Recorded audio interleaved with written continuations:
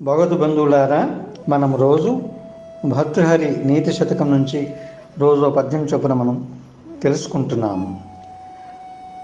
కరిరాజున్ బిసతంతు సంతతుల చేంగట్టన్ విజృంభించు వాండురు వజ్రంబు Sirisha పుష్పములచే నోహించు బేరింపన్ దేపురచింపన్ లవనాబ్దికిన్ మధుకనంబుంజింద యత్నించు నిదటనిన్ మూర్ఖులందెల్పునెవ్వండు సుధాధారాను కారోక్తులన్.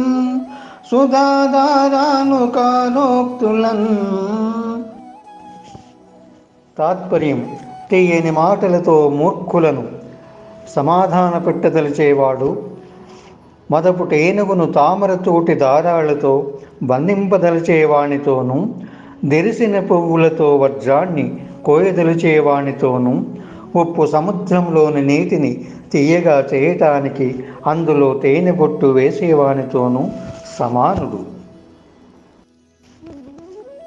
కరిరాజుం బిసతంతు సంతతుల చేగట్టన్ విజృంభించు వాండురు వజ్రంబు Sirisha పుష్పములచే నోహించు భేదింపన్ దేపురచింపన్ లవనాబ్దికిన్ మధుకనంబుంజింద యత్నించు నిర్ఘటనిన్ మూర్ఖులందెల్పునెవ్వండు సుధాధారాను కారోక్తులన్.